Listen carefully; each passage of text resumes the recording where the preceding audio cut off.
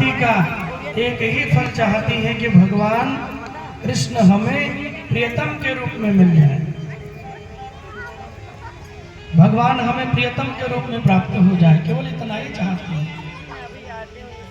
एक दिन कात्यायनी मैया प्रकट हो गई और कहा कि अरे गोपिकाओं, तुमने हमारी इतनी सेवा की, तुम्हारे मन में क्या मनोकामना है? तो गोपियों ने कहा कि माँ, एक ही निष्ठा है कि हम कई जन्मों से भगवान को पाने की राह में, भगवान के पाने की प्रतीक्षा में लगे हैं।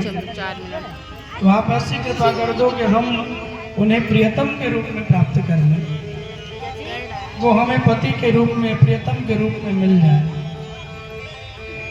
आप ऐसी कोई कृपा कर दो। कात्यायनी मैया ने कहा कि जाओ, शरद पूर्णिमा की रात्रि को जब भगवान अर्धरात्रि में अपनी बेड़ू का वादन करेंगे और अपनी बांसुरी को भगवान बजाएंगे, तो तुम्हें भगवान की प्राप्ति उसी शरद पूर्णिमा की रात्रि को हो जाएगी। अभी तुम उनके निष्ठा में उनकी भक्ति करती रहो, शरद पूर्णिमा की रात्रि को भगवान अपनी बांसुरी बजाएंगे और तुम्हें उनकी प्राप्ति हो जाएगी। गोपिकाएं इंतजार करने लगी और माता के आशीर्वाद से जब वो दिन आया, शरद पूर्णिमा की रात्रि आई और उसी रात्रि भगवान यमुना के किनारे अर्धरात्रि में अपनी बांसुरी को लेके आए। फ्रंट कैमरा से बनाओगे तब। और अपनी बांसुरी जब भगवान लेकर के आए तो उस बांसुरी को अपने होठों पे रखकर भगवान ने बड़ा ही मधुर भाव से बजाया। लाइव कर दे क्या? और जैसे बांसुरी बजी, जिन जिन गोपियों के कानों में बंसी के सुर जाते हैं, उन्हें लगता है मेरे कन्हैया मुझे पुकार रहे हैं, मेरे गोविंद मुझे बुला रहे हैं। वो दौड़ पड़ती हैं। जिस जिसके कानों में बांसुरी की धुन गई वो भागने लगी। सुखदेव जी कहते हैं कि वरहा पीडम नटवर वपुः कर्णयो कर्णिकारम बिभ्रदवासः कनक कपिशं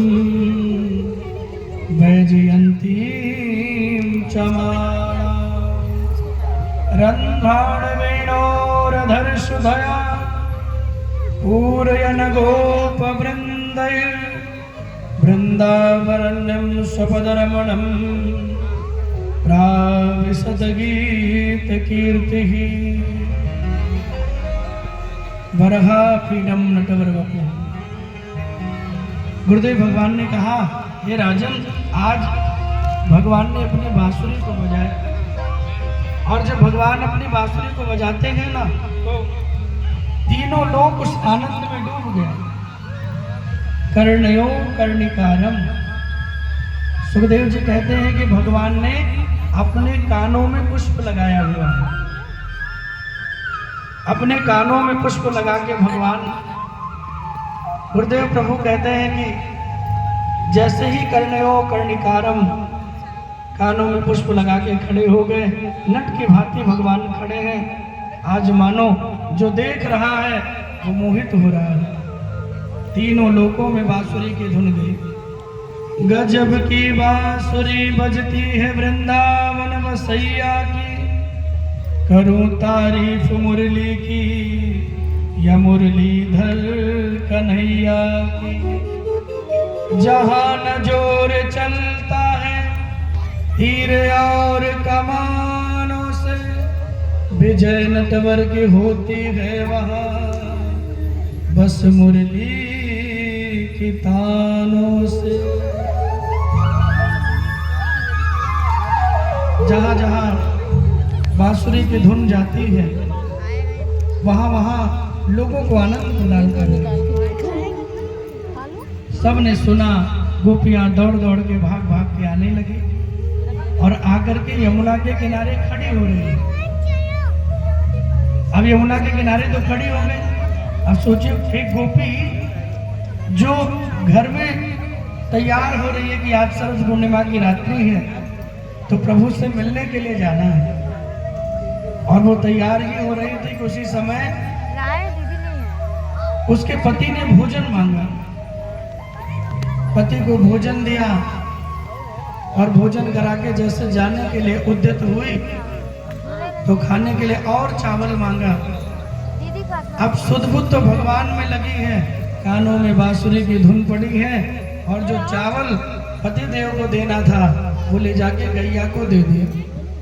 गैया को भी चारा डालना था, सोचा डाल दूं तो जाऊं, तो चावल ले जाके गैया को डाल दिया और जो भूसा है वो ले जाके पति देव को डाल दिया। आज मन जो है वो भगवान में अनुरक्त है, मन अपने प्रियतम में लगा हुआ है, इसलिए जो कार्य करती है ना वो कार्य सिद्ध नहीं होता। मन तो भगवान में है। शुद्ध बुद्ध मन की भूल गई है। एक गोपी बैठी है श्रृंगार करने के लिए, श्रृंगार करते हुए अपने कानों में